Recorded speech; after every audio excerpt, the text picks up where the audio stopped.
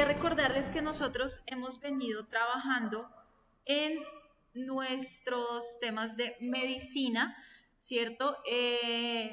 La clase anterior nosotros estuvimos trabajando lingüística, ¿cierto? Ya vimos toda la parte de literatura, luego continuamos con lingüística y nos hacía falta acabar de ver algo relacionado con medicina. Entonces nosotros ya habíamos trabajado todo lo que era la historia de la medicina. Hoy vamos a dar finalización al tema de anatomía y fisiología para continuar con medicina funcional y cerrar el tema de medicina con todo lo en cuanto a lo relacionado con ciencias. ¿Listo? Entonces, les voy a compartir. Les voy a compartir pantalla.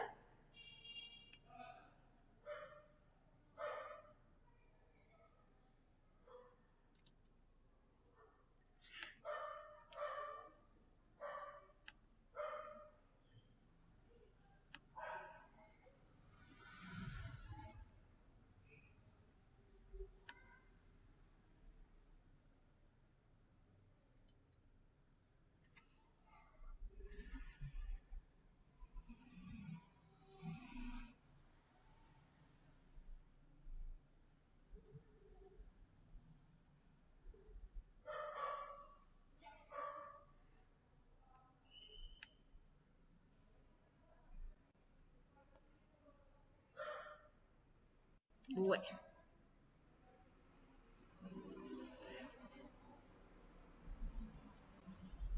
Ahora veo si les estoy compartiendo. ¿Ya están viendo la presentación? Perdón.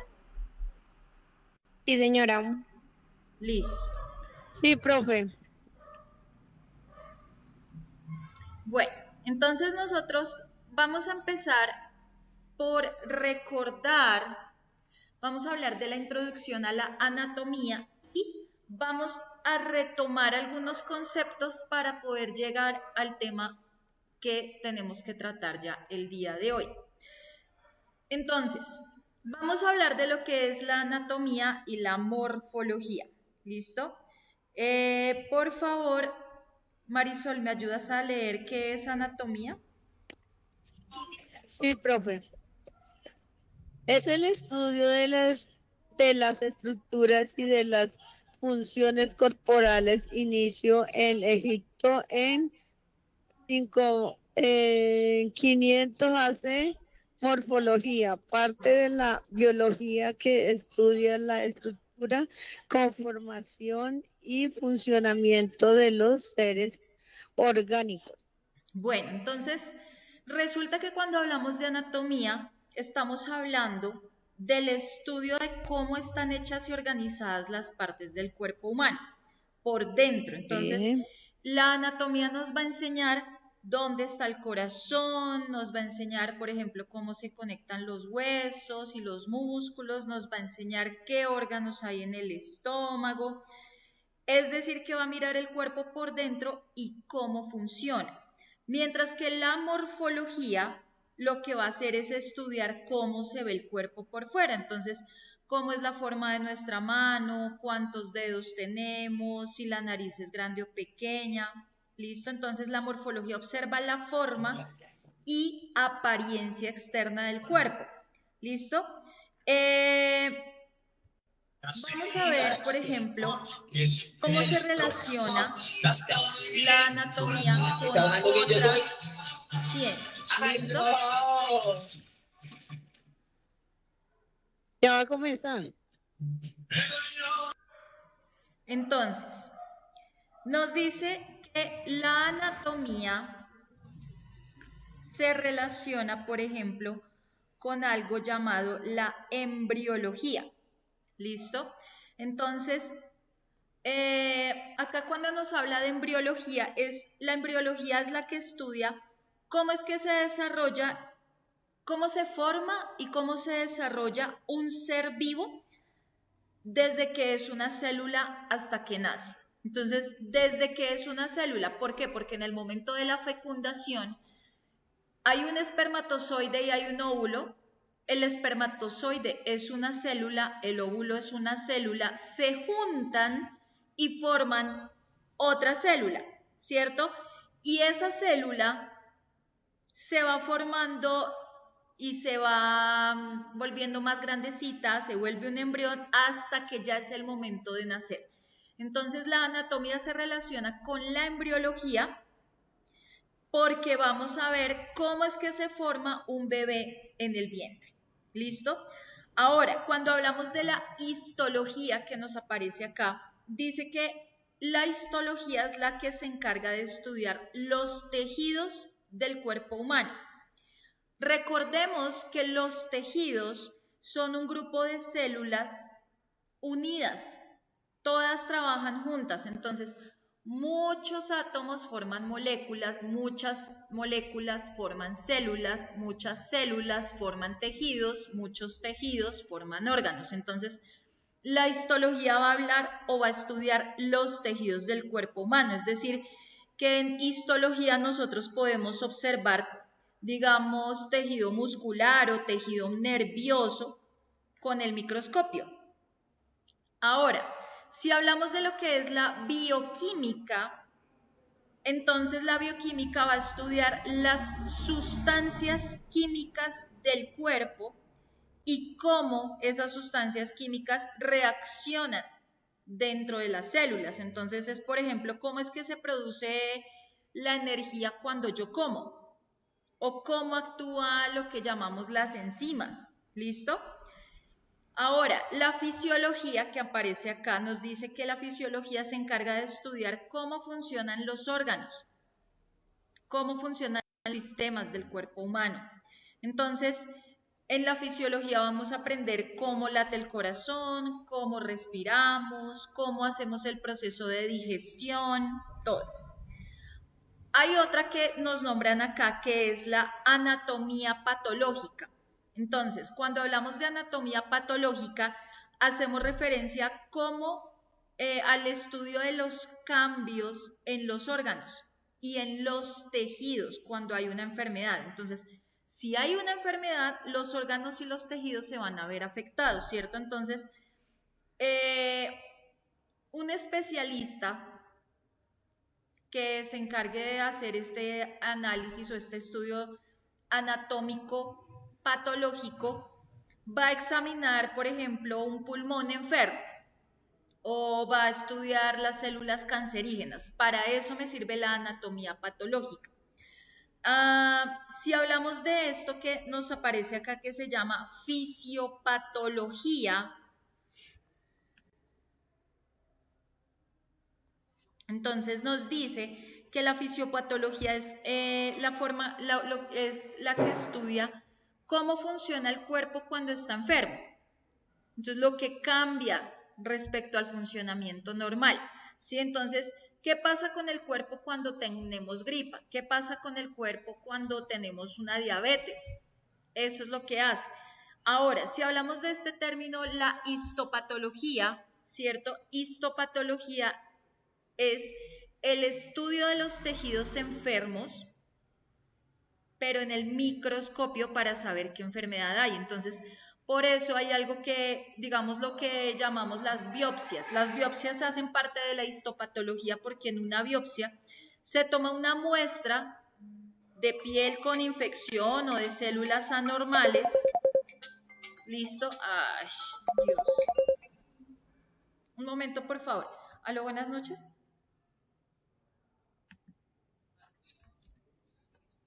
Hola, ¿cómo estás? Dime, es que estoy en clase. Vale, listo, sí. Bueno. Sí, yo estoy acá, vale. Bueno, ok, gracias, chao. Entonces, la histopatología va a mirar las muestras, por ejemplo, si tenemos una situación en la piel, psoriasis o algo, se toma una muestra de piel.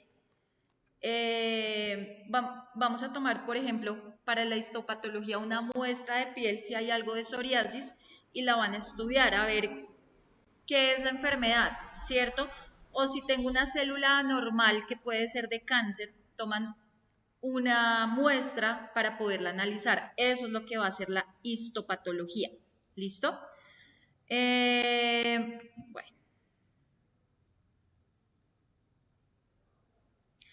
Ahora, hablamos del concepto de morfología, entonces prácticamente la morfología va a estudiar la forma, va a estudiar el tamaño, va a estudiar toda la estructura externa y también interna del cuerpo. Entonces, la morfología va a mirar cómo se forma, por ejemplo, cómo es la forma de un corazón.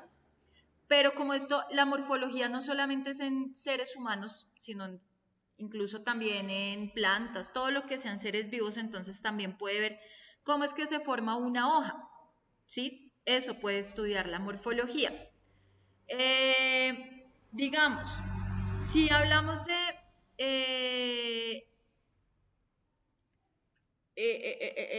ay, perdón, de la historia, digamos, de la anatomía, acá nos nombran al primero que es Hipócrates.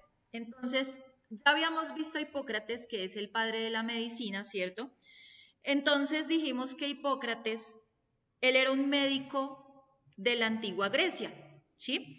Entonces resulta que a él lo conocieron como el padre de la medicina, porque pues resulta que Hipócrates decía que las enfermedades no eran castigos de los dioses, sino que eran problemas del cuerpo que se podían entender y que se podían tratar.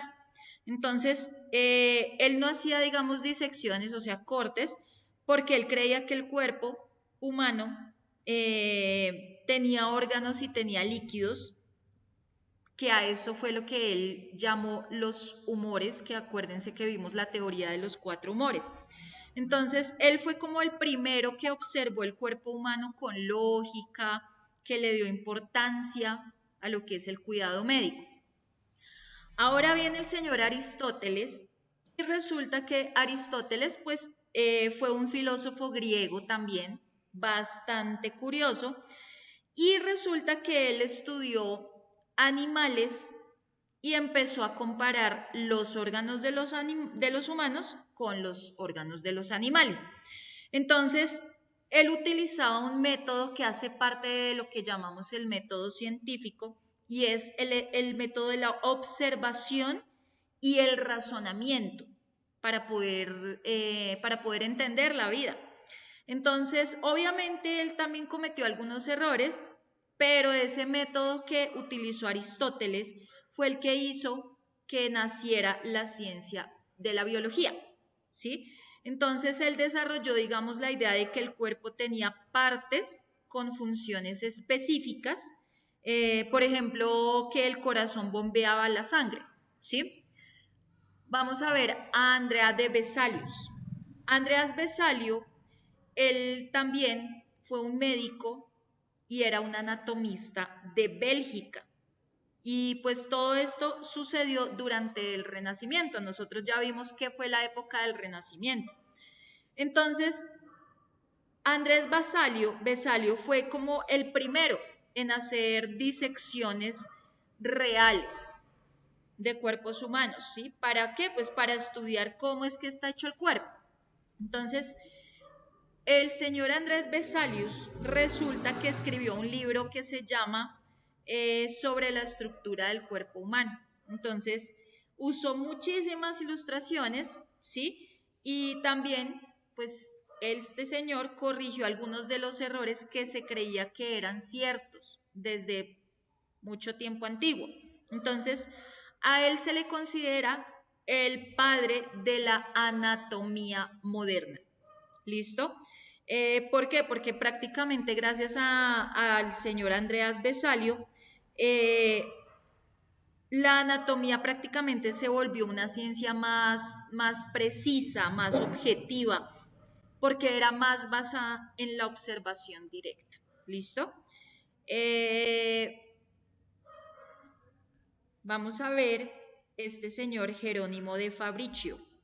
Entonces, Jerónimo de Fabricio resulta que él también fue un médico y también fue anatomista. Él era italiano. Entonces, él estudió en la misma universidad que este señor Vesalio. ¿Listo? Entonces, él se dedicó a observar y a dibujar los músculos, y a observar y a dibujar los huesos, y observó y dibujó las venas y los órganos del cuerpo humano y también pues del cuerpo de algunos animales. Entonces ahí ves cuando él descubre que hay unas estructuras en las venas que se llaman las válvulas venosas. Y entonces él descubrió que esas válvulas venosas eran las que evitaban o son las que evitan que la sangre se regrese, o sea, vaya como al revés, que se regrese hacia atrás, no. La sangre hace un recorrido por todo el cuerpo para volver a llegar al corazón, pero no es retrocediendo, o sea, tiene una dirección. Entonces Jerónimo de Fabricio se dio cuenta de ello. Entonces, por eso es que se pudo entender cómo era la circulación de la sangre. Y él fue como el que le abrió el camino a este señor William Harvey. Entonces, William Harvey, él era un médico, pero era un médico inglés. Entonces, este señor Harvey estudió en Italia con el señor Fabricio, ¿listo? Y entonces, después viajó a Inglaterra a trabajar. Entonces, resulta que este señor William Harvey fue como el primero que demostró que la sangre circula por todo el cuerpo y en un solo sentido, y que eso se debe a los movimientos del corazón, o que toda esa circulación de la sangre es gracias a los impulsos del corazón. Entonces, inicialmente este señor Harvey, bueno, o antes de Harvey se creía que la sangre se consumía en el cuerpo, ¿sí? Y que se volvía a crear, pero entonces él es el que viene a demostrar que la sangre da vueltas como si hubiese un circuito cerrado. Entonces va del corazón al cuerpo y vuelve, pero tiene una manera de regresar, no por el mismo lado. Entonces él llega a hacer como esa publicación de ese descubrimiento en 1628. Bueno, en cuanto a lo que es el siglo XVII, resulta que acá en el siglo XVII es cuando se da como los avances de este señor William Harvey, y en el siglo XVII es cuando se empiezan a utilizar los métodos científicos. ¿Para qué? Pues para probar las ideas con experimentos. Entonces, hay algo que se llama la anatomía comparada, que es la comparación entre los humanos y los animales. Y esto es lo que ayuda a descubrir órganos y a descubrir funciones. Entonces, se deja de lado esa anatomía que solo se basaba en libros antiguos para poder empezar a investigar mediante la observación directa y mediante pruebas reales. Ahora, si hablamos, por ejemplo, del siglo XVIII, es cuando crece el estudio detallado del cuerpo. ¿Por qué? Porque se crean escuelas de medicina donde ya hay laboratorios de disección.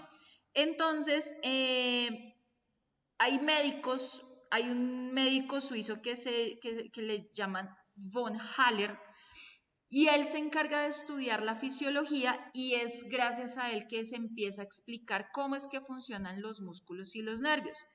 Entonces, acá nos hablan de algo que se llaman los atlas anatómicos, ¿cierto? Surgen los atlas de anatomía. Estos atlas anatómicos quiere decir que son dibujos muy precisos, ¿sí?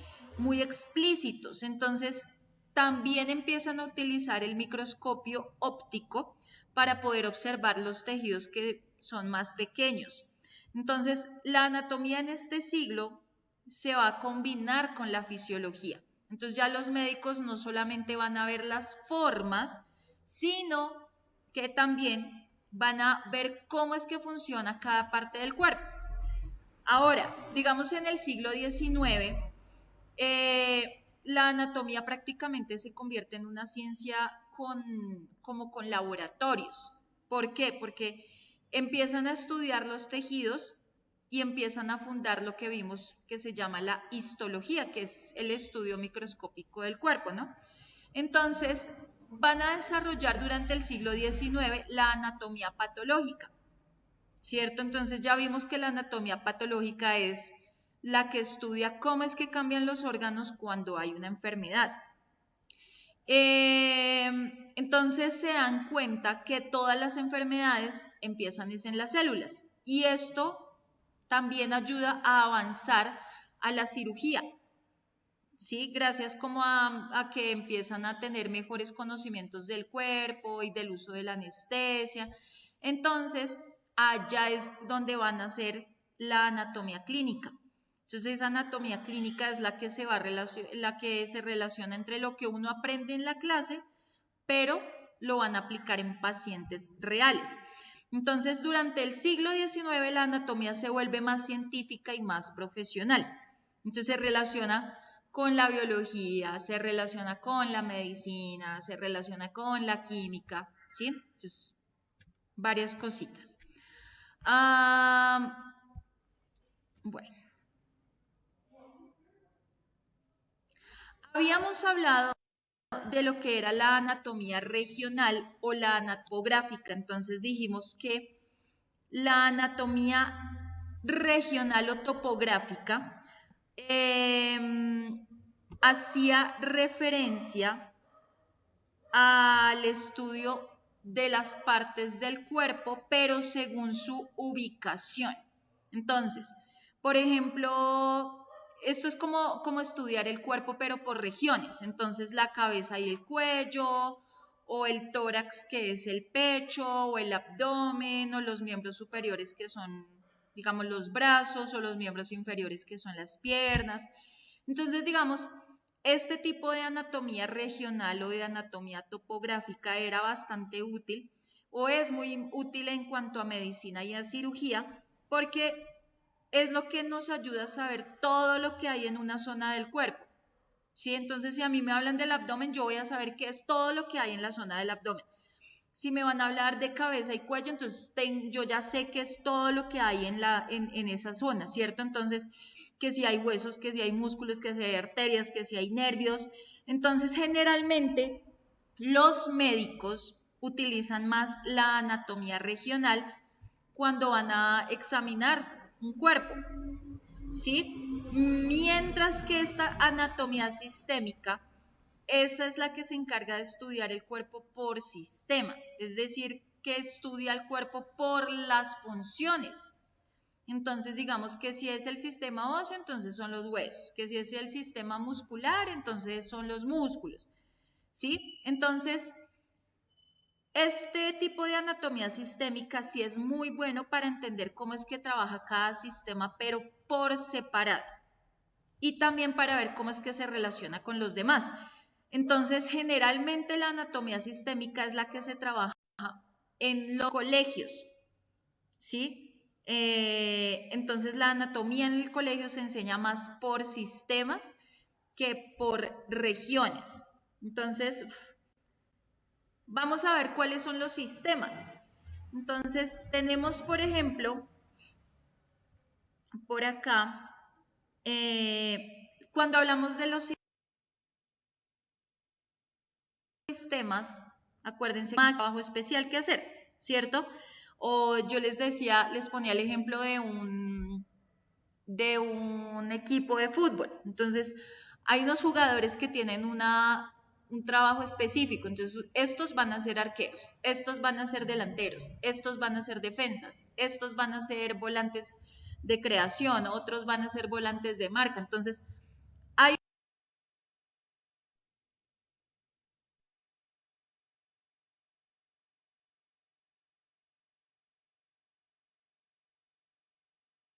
un grupo que va a tener un trabajo en específico. Esos son los sistemas. ¿Listo? Lo que hace parte del sistema tegumentario. La piel, el cabello, las uñas, las glándulas, por ejemplo, las glándulas sudoríparas, ¿cierto?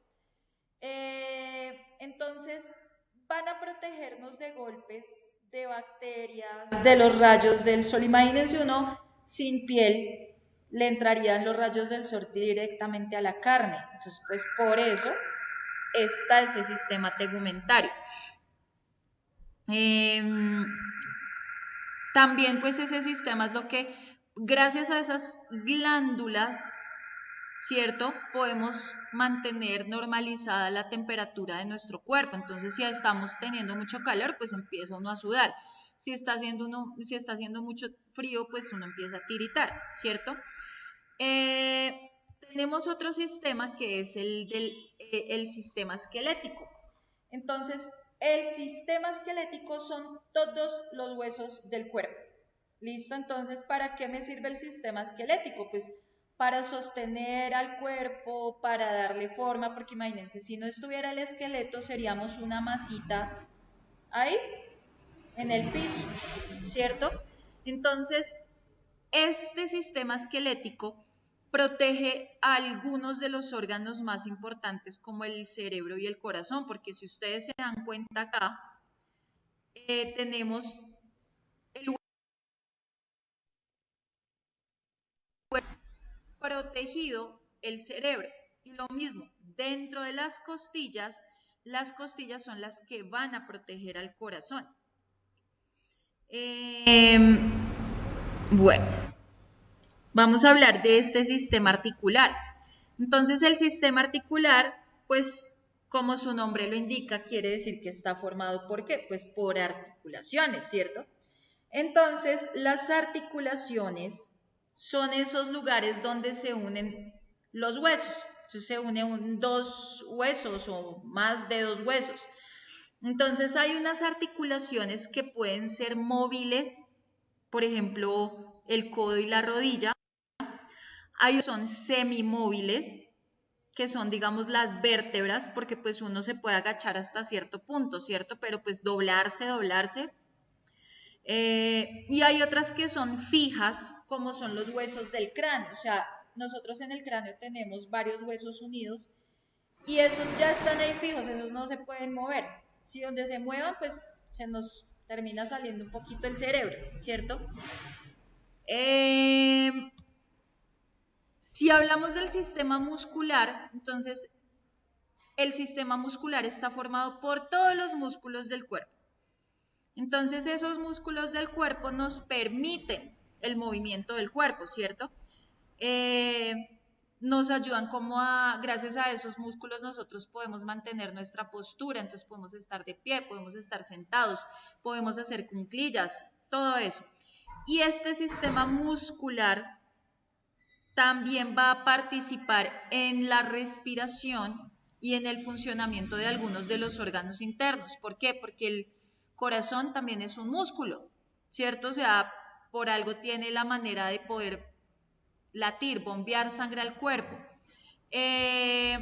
Bueno, ahora vamos a hablar de algo que se llama el sistema nervioso. Entonces, el sistema nervioso es el que está formado por el cerebro, por la médula espinal y por los nervios. ¿Listo? Entonces ese sistema nervioso lo que hace es como controlar todas las funciones del cuerpo, ¿cierto? O sea, el sistema nervioso envía mensajes rápidos al cuerpo y recibe estímulos. Entonces, si ustedes tocan algo caliente con un dedo, están recibiendo un estímulo y de una vez el que va a actuar ahí es el sistema nervioso para saber, ese sistema nervioso nos permite pensar, nos permite movernos, nos permite sentir, nos permite reaccionar frente a cosas como esas, cuando yo siento un dolor por algo, ¿cierto? Eso es lo que hace el sistema nervioso. Ahora, si hablamos del sistema endocrino, entonces el sistema endocrino está formado por todas las glándulas que producen hormonas. Entonces yo les había explicado que cuando hablamos de endocrinología, o que ustedes escuchan a alguien, es que voy a ir al endocrino, ¿cierto? Entonces la endocrinología es esa rama de la medicina también que va a estudiar las glándulas del cuerpo, las hormonas que producen las glándulas. Entonces, ¿qué pasa? Las hormonas son unas sustancias químicas y esas hormonas lo que hacen es viajar por la sangre ¿para qué? Pues para controlar algunas funciones. Entonces las hormonas controlan nuestro crecimiento, las hormonas controlan nuestro apetito, las hormonas controlan el sueño, las hormonas controlan la temperatura del cuerpo, las hormonas controlan el estado de ánimo. Hablamos de la pubertad también. Denme un momento, por favor.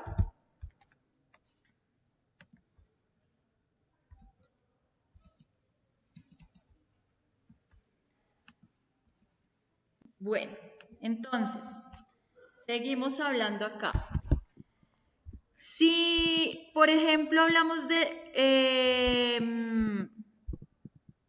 bueno, estábamos hablando de lo que de lo que hacemos referencia, a lo que hacemos referencia cuando hablamos de el endocrino, ¿cierto? Entonces, el endocrinólogo, que es el médico, ese médico va a diagnosticar enfermedades que hay con las glándulas o con las hormonas.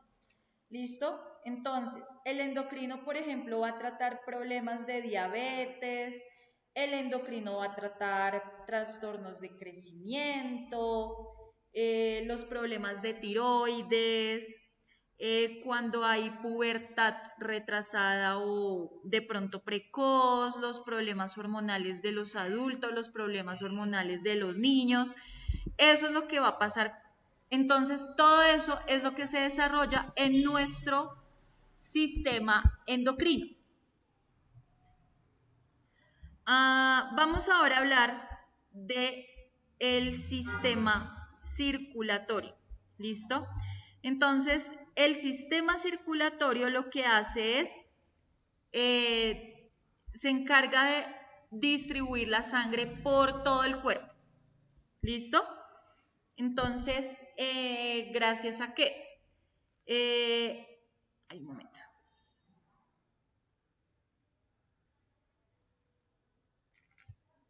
Bueno, entonces el sistema circulatorio es el que va a llevar la sangre a todo el cuerpo, ¿cierto? Pero entonces hay unas células que reciben oxígeno. Bueno, las células de hecho reciben oxígeno, reciben nutrientes, pero así como reciben oxígeno y nutrientes, también eliminan cosas que no nos sirven, los desechos. Entonces, en el aparato circulatorio, por ejemplo, el corazón tiene unas cavidades que se llaman aurículas y ventrículos. Entonces, a través de ellos es que va a fluir la sangre. Hay otra que son los vasos sanguíneos, que los vasos sanguíneos entonces son de 3 tipos, son las arterias, son las venas y son los capilares. Tenemos la sangre, ¿cierto? La sangre contiene glóbulos rojos, que son los que transportan oxígeno, glóbulos blancos que defienden el cuerpo, plaquetas, que son los que nos ayudan como a sanar las heridas, y algo que se llama plasma, que es una especie como de líquido amarillento que transporta prácticamente todo. ¿Listo? Vamos a hablar ahora, esto era con respecto a los sistemas, pero nosotros ya habíamos visto eso, por eso no entro en detalle, porque ya habíamos hablado sobre esto. Entonces, ahora sí vamos a hablar un poco más, pero sobre lo que son los aparatos del cuerpo humano. ¿Listo? Entonces, cuando hablamos del aparato cardiovascular, vamos a leer un poquito de qué trata. Por favor, Angie, ¿me ayudas a leer?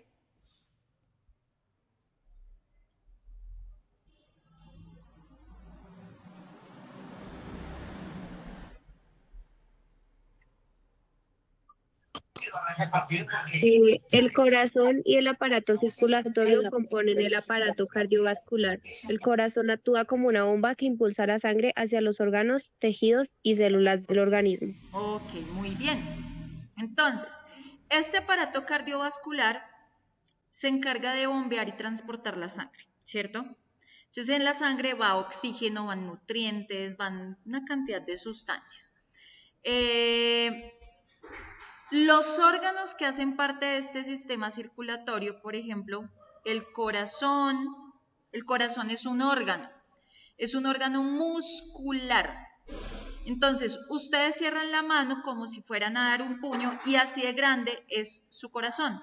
Tiene el tamaño del puño de nosotros, de cada uno de nosotros. Entonces, hay una parte del corazón que manda la sangre a los pulmones y hay otra parte del corazón que manda la sangre al resto del cuerpo. Entonces, por eso hablamos de dos aurículas y hablamos de dos ventrículos. Entonces, cuando hablamos de las aurículas y de los ventrículos, es ese movimiento que tienen que hacer para poder enviar la sangre al cuerpo. ¿Listo? Vamos a ver qué son esas aurículas y ventrículos. ¿Listo? ¿Cuál es la función de cada uno de ellos? Entonces, ahí ustedes están viendo, acá por ejemplo, nos habla de la aurícula derecha y el aurículo izquierdo, el ventrículo izquierdo y el ventrículo derecho. Nos hablan de la vena cava, que tenemos dos, vena cava superior y vena cava inferior. ¿Listo? Entonces vamos a ver primero lo de las aurículas y los ventrículos. Entonces resulta que la aurícula derecha, mírenla por acá, esa aurícula derecha, es la que recibe sangre sin oxígeno. Y la aurícula izquierda, que es la que está acá a este lado que ustedes ven, es la que recibe sangre con oxígeno, pero de los pulmones. ¿Listo? Entonces, las aurículas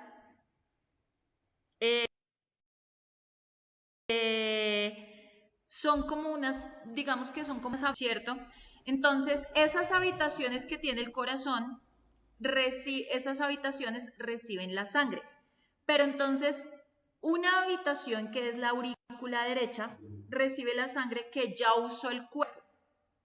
Entonces, el cuerpo ya usó toda la sangre y esa sangre va a llegar a la aurícula derecha, pero sin oxígeno.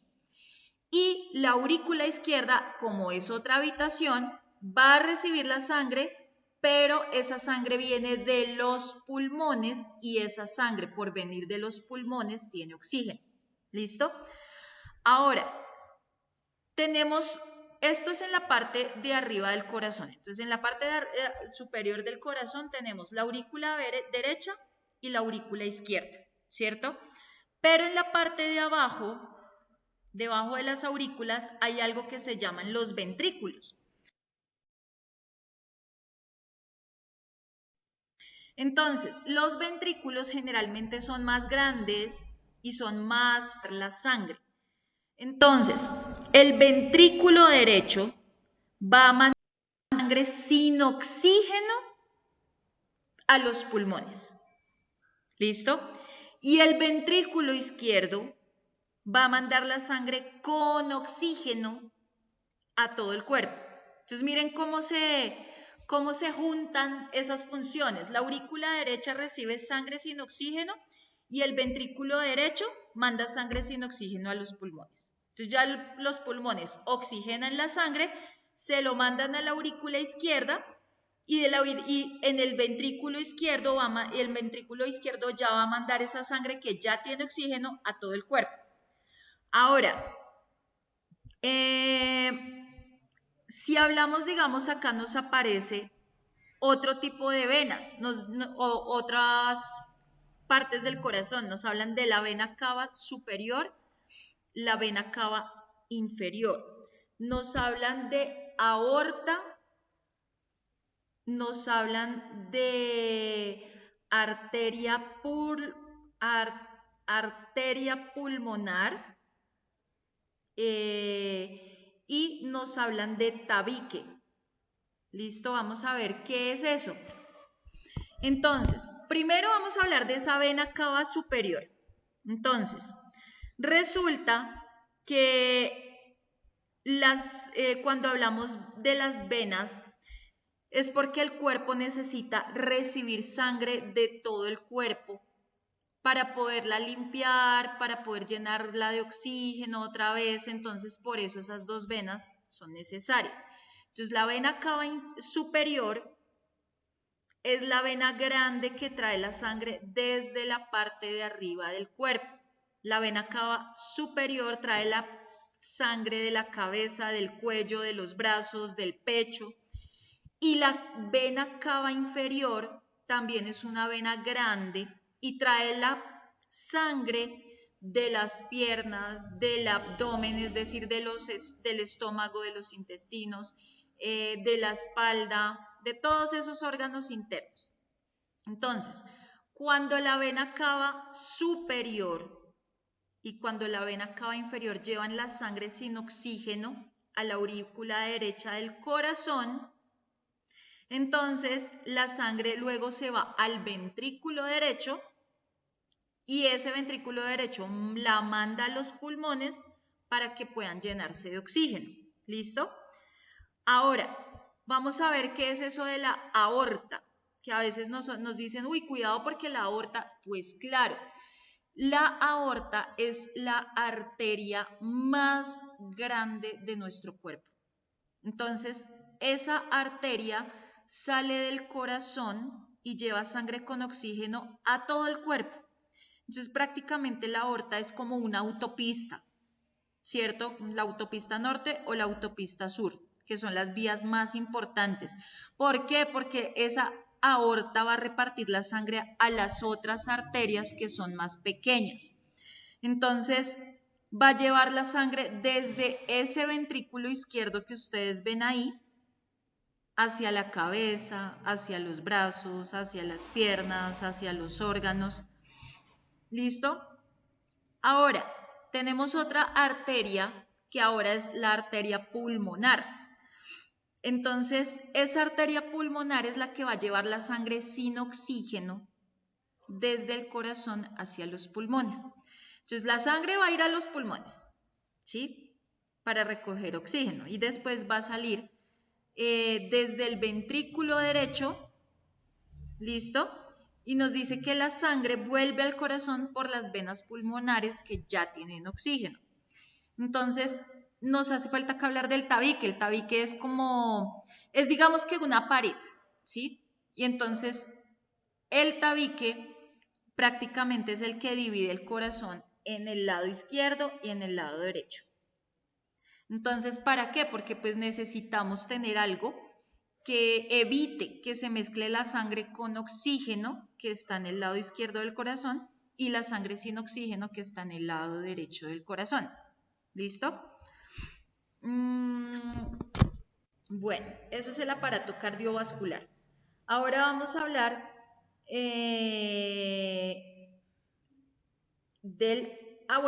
perdón, porque es que yo me estaba saltando cosas del aparato cardiovascular. Nosotros dentro del aparato cardiovascular, además del corazón, también tenemos los pulmones. ¿Listo? Tenemos los vasos sanguíneos.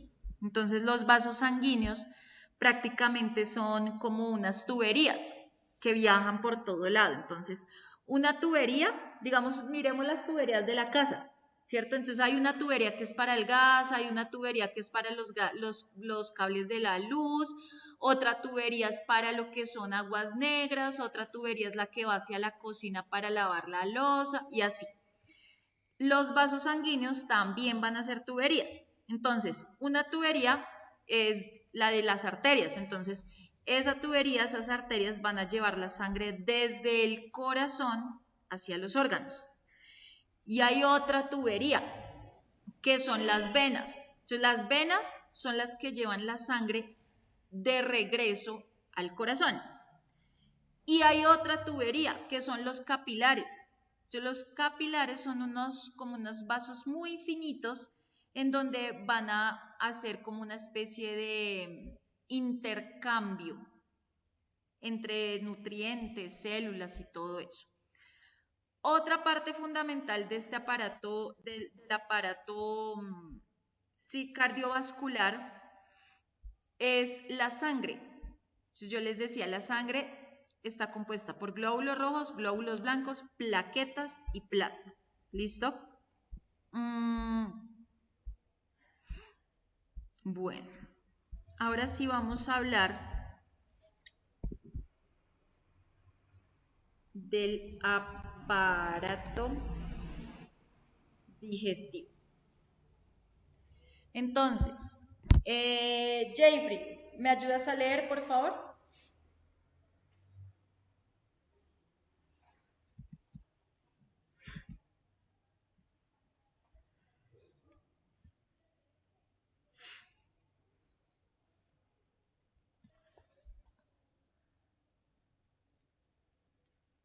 Jeffrey, ¿estás por ahí?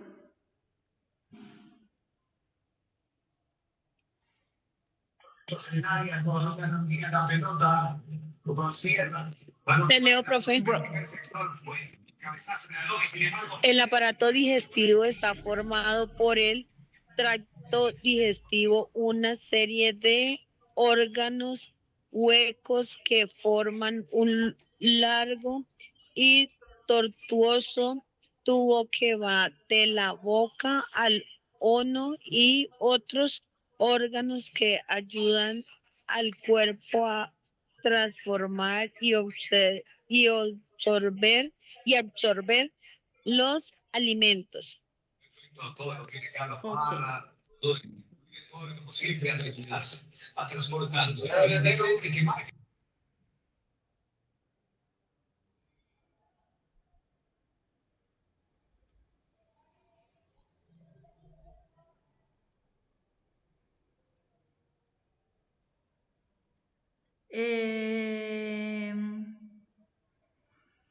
Bueno, entonces resulta... Ay, Dios.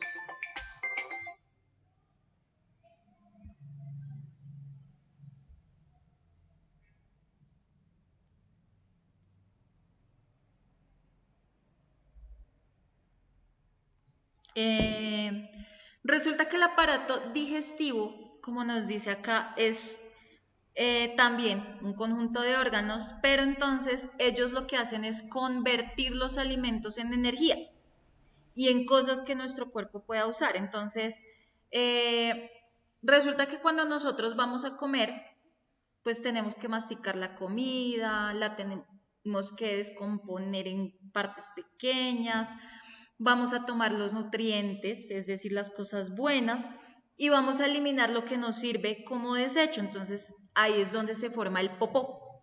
¿Listo? Entonces, las partes o lo que hace las partes o los órganos del sistema digestivo, entonces en este caso son, primero la boca, ¿cierto? La boca es donde masticamos la comida y mezclamos la comida con saliva. Tenemos el esófago. El esófago es ese tubo por donde va a bajar la comida desde la boca hacia el estómago. Y luego llega al estómago. Entonces, en el estómago se va a mezclar la comida con los jugos gástricos para que se pueda deshacer aún mucho más. Y luego llega el intestino delgado. El intestino delgado va a absorber los nutrientes de la comida, ya saca todos los nutrientes, lo pasa al intestino grueso. El intestino grueso absorbe el agua para formar esa materia fecal y luego por el ano sale la materia fecal del cuerpo. También nosotros, digamos, podemos hablar de lo que es el hígado, porque el hígado es el que produce bilis para poder digerir lo que son las grasas. El páncreas, ya habíamos visto que el páncreas es el que, bueno, El páncreas cumple una función muy importante con lo que son las enzimas y todo eso para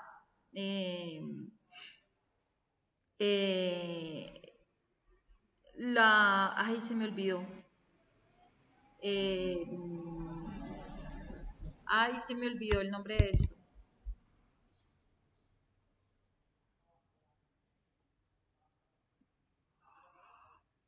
Uy, me quedé en blanco. Un momento. Ay, ¿cómo es que se llama? La insulina, la insulina. Entonces, en el páncreas, por ejemplo, el páncreas está debajo del estómago. Y entonces el páncreas ayuda a digerir la comida y va a controlar el azúcar de la sangre, en la sangre. Entonces, el páncreas va a producir esa insulina y la insulina lo que hace es ayudar al cuerpo a usar esa glucosa o ese azúcar como energía. ¿Listo?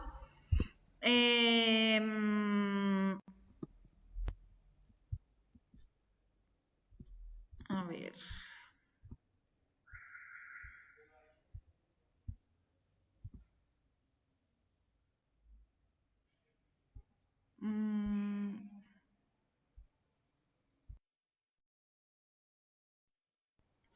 Yo voy a contar por acá.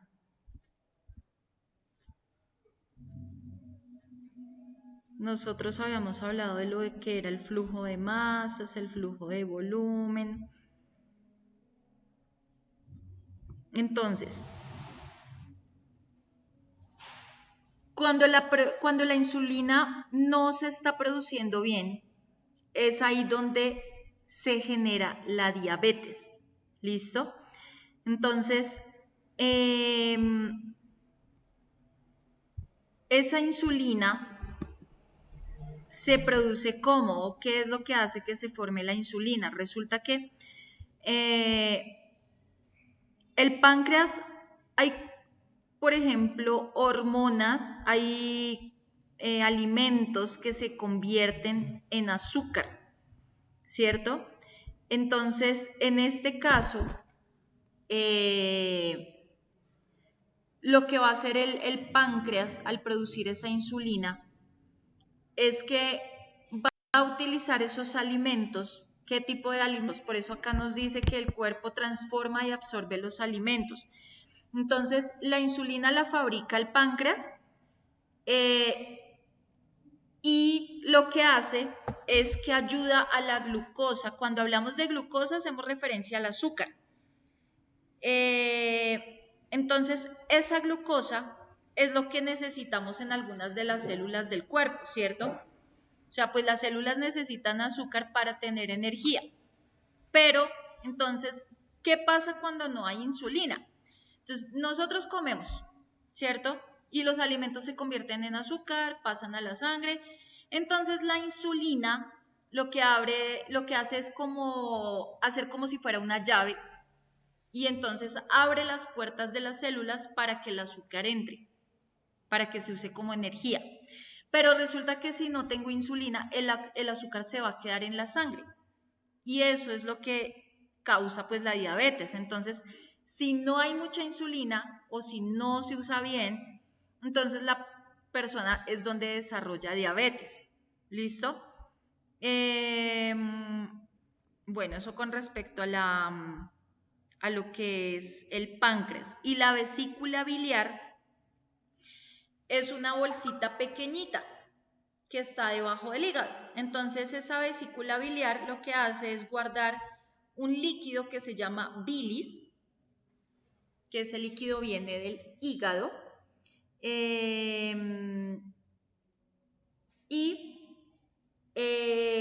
Cuando nosotros, por ejemplo, comemos grasa, ¿sí? La vesícula manda la bilis al intestino, ¿listo? Para poder digerir, por así decirlo. Entonces esa bilis es más o menos como, a veces cuando uno tiene que vomitar, me dice, uy, me salió como bilis, que es un líquido como amarillo, como verde. Entonces, esa bilis lo que nos ayuda es a digerir los alimentos, en especial nos ayuda a digerir las grasas. Entonces, acuérdense que la bilis se produce en el hígado. Y, digamos, cuando nosotros comemos algo con grasa, entonces aceite, mantequilla, aguacate, carne, entonces la bilis sale de la vesícula y va al intestino delgado para ayudarle a romper la grasa en pedacitos chiquititos. Y entonces así el cuerpo es que puede aprovechar los nutrientes. Entonces es como si la bilis fuera un jabón para los platos, pero dentro del cuerpo, ¿sí? Entonces, comemos grasa y la bilis la disuelve, así como hace el jabón de los platos. Entonces, cada vez que ustedes vayan a usar su jabón para los platos, que aparte de todo también es verde, la mayoría, acuérdense que eso es lo que está haciendo la bilis cada vez que comemos grasa. ¿Listo? Bueno, vamos a hablar ahora de este sistema respiratorio. ¿Listo? Aparato respiratorio. Entonces,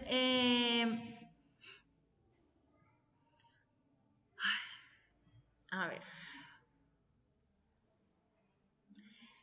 En este caso, cuando hablamos del aparato respiratorio, es como también, son grupos de órganos, ¿sí? Y los vamos a usar para respirar, ¿cierto? Entonces, vamos a leer un momento. Por favor, Natalia, ¿me ayudas a leer?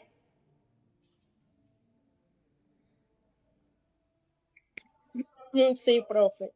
El sistema respiratorio es el encargado de proporcionar el oxígeno que el cuerpo necesita y eliminar el dióxido de carbono o gas carbónico, que se produce en todas las células a través del proceso llamado respiración. Bueno, muy bien. Entonces, nos dice que son órganos que nos ayudan a respirar, ¿cierto? Entonces, cuando nosotros tomamos aire, se llama inhalar. Entonces, tomamos aire, es decir, que el oxígeno está entrando a nuestros pulmones. Pero cuando sacamos el aire, es decir, cuando exhalamos, el cuerpo elimina dióxido de carbono. Entonces, para que todo este proceso se dé, primero, el aire va a entrar por la nariz. Entonces, la nariz es la que filtra el aire. La nariz calienta y limpia el aire. Entonces ya después de ahí va a pasar a un tubo que se llama faringe, que es por donde pasa el aire. De ahí va a pasar a la laringe, que es donde están nuestras cuerdas vocales. De la laringe va a pasar a la tráquea, que es un tubo largo que lleva el aire hacia los pulmones.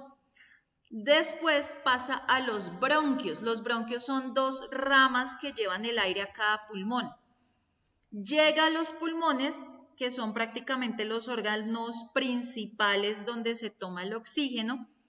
Luego va a los alveolos, que son como dos globitos pequeñitos, donde el oxígeno pasa a la sangre. Y luego el diafragma, que es un músculo que se mueve para ayudarnos también a respirar. ¿Listo? Vamos a hablar del aparato urinario. Jeffrey, ¿me ayudas a leer? Por favor.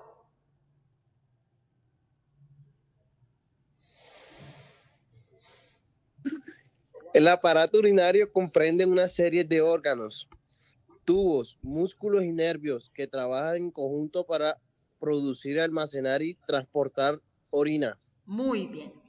Entonces, el aparato urinario limpia la sangre y elimina lo que no necesitamos. Entonces, ¿cómo lo elimina? Por medio de la orina. Entonces, prácticamente el sistema urinario es un filtro.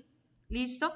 Entonces, ese filtro lo que va a hacer es limpia la sangre para quitarle como esas cosas que ya el cuerpo no necesita. Por ejemplo, el exceso de agua, el exceso de sales, el exceso de desechos. Forma la orina y lleva todo eso afuera. Entonces, En este sistema urinario tenemos primero los riñones, que son dos organitos que tienen como la forma de un frijol. Entonces, nuestros riñones limpian la sangre y producen la orina. Miren que ahí aparece como si fueran dos frijolitos. Luego van a pasar a los uréteres, que son dos tubos que llevan la orina desde los riñones hasta la vejiga, mírenla acá. Y de la vejiga es como un globo. Entonces en ese globo, que es la vejiga, se guarda la orina hasta que nosotros vamos al baño. Y la uretra es ese conducto por donde va a salir la orina. ¿Listo? Vamos a hablar del aparato reproductor. ¿Listo? Angie, ¿me ayudas a leer, por favor?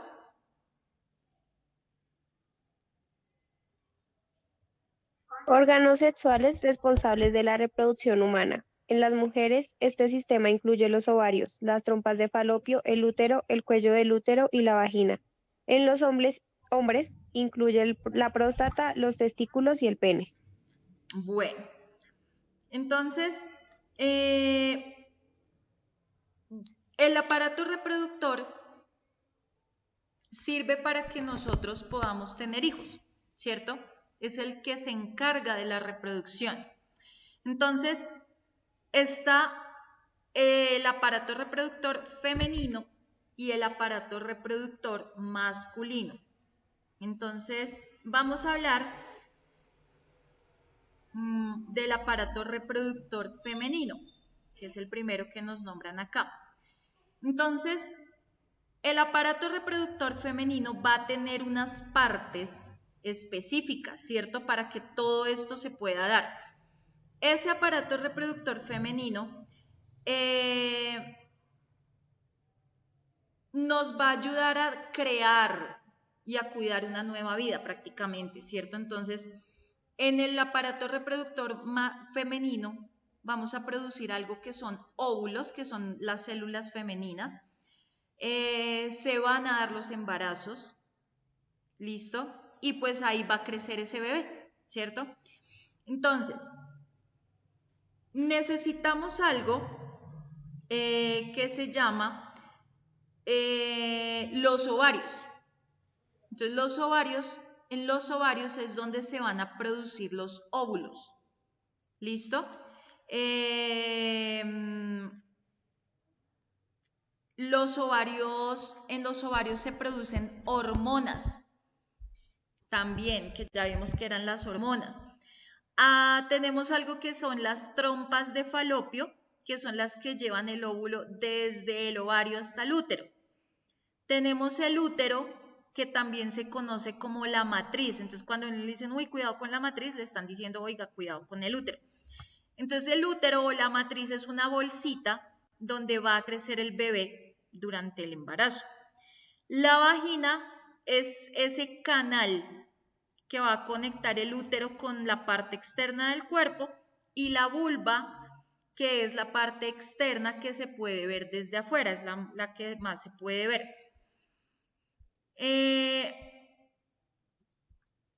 Ahora, con respecto al aparato reproductor masculino,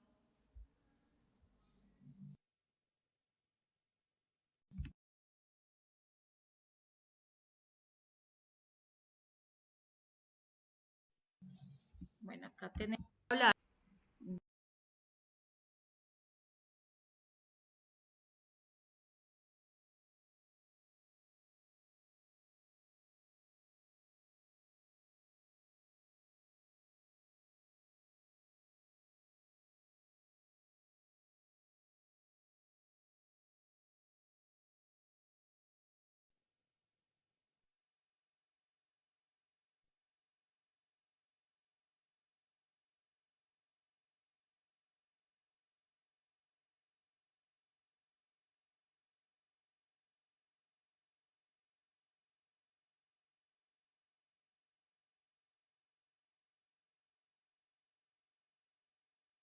de lo que es la vagina, y se abre un poco cuando una mujer tiene pues su luna, su periodo menstrual.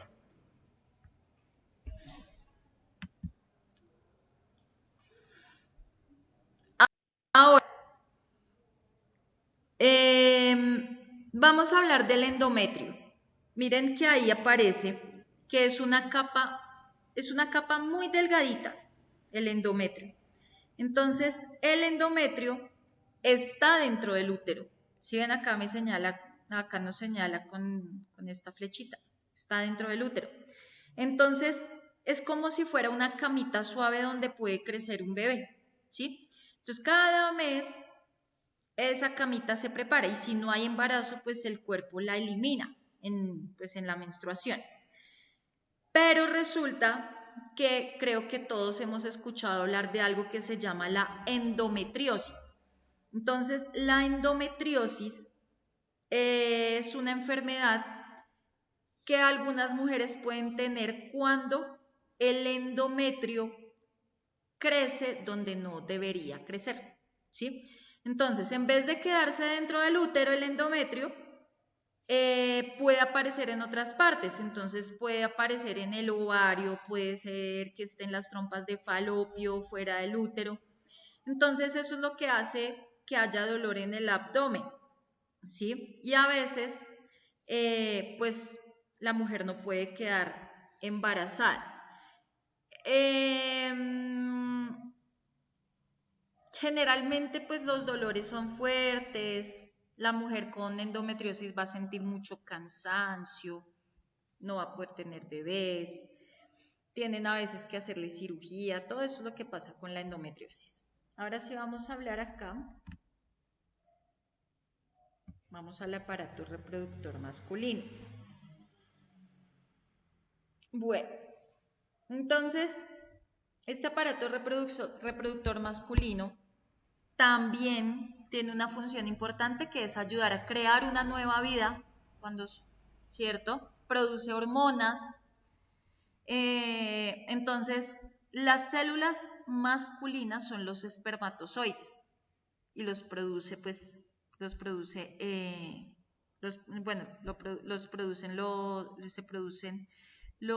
estas hormonas para poder generar un bebé. El aparato, digamos, reproductor masculino también produce algo que es la testosterona. Esa testosterona es una hormona que ayuda a que el cuerpo masculino se desarrolle. Entonces, por acá vamos a ver cada una de esas partes. Entonces, por ejemplo, tenemos los testículos, que son los que producen los espermatozoides y los que producen la testosterona. Tenemos el escroto, que es esa bolsita que guarda y que protege los testículos. Los conductos deferentes,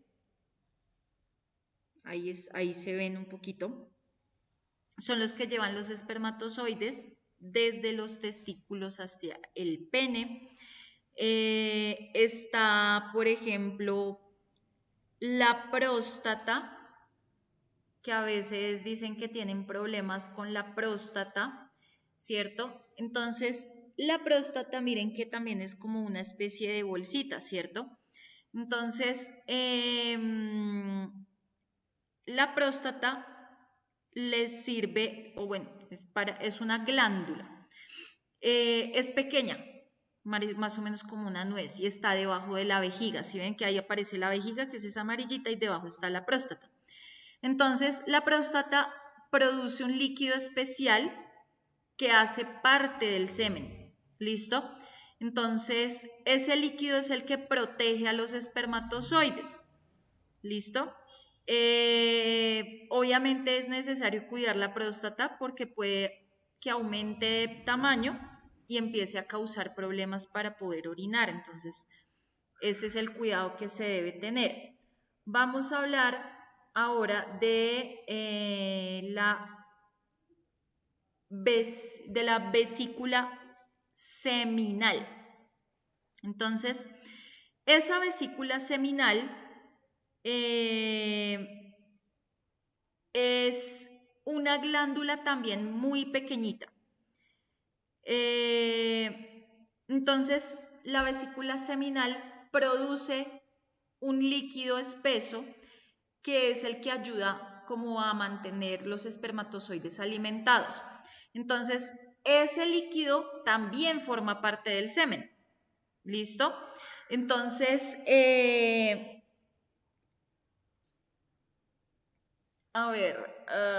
bueno, la vesícula seminal ustedes se dan cuenta que está cerca de la próstata y también está cerca de la vejiga. Entonces, ¿para qué va a servirle a los espermatozoides? Porque como los espermatozoides son los que llevan la información genética del hombre, del papá, entonces ellos necesitan esa energía para moverse. Entonces la vesícula seminal es la que les provee una especie de alimento. ¿Sí? Es como si les estuviera dando una merienda energética a los espermatozoides. Tenemos por acá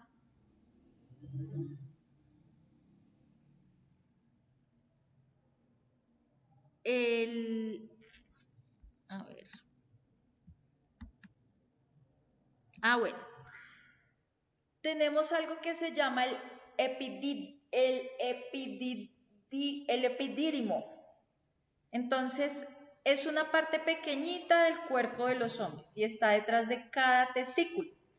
Entonces, el epidídimo es como, digamos que una escuela para espermatozoides. Porque los espermatozoides nacen en los testículos, pero no se saben mover bien. Entonces, en el epidídimo aprenden a nadar y se guardan ahí un tiempo mientras que ya se preparan. Entonces, cuando los espermatozoides ya están listos, salen del epidídimo y viajan por otros tubos, ¿cierto?, para unirse con el líquido que produce la vesícula seminal. Entonces, todo eso es lo que forma el semen. ¿Listo? Y tenemos, yo creo que ya, y tenemos ya.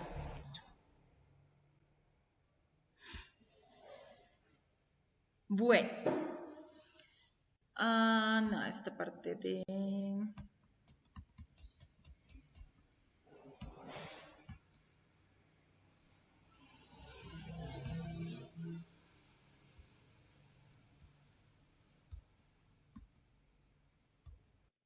No, los planos no.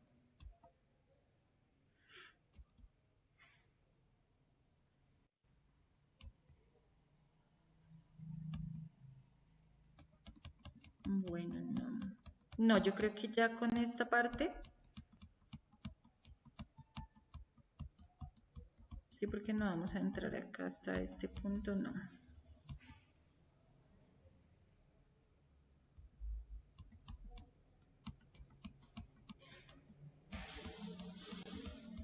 Bueno, por acá no.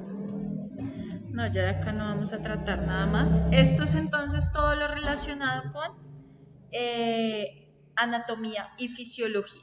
¿Listo?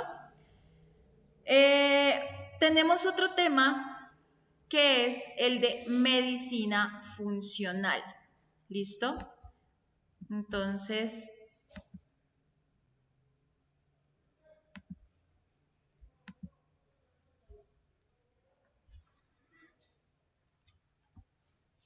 a ver.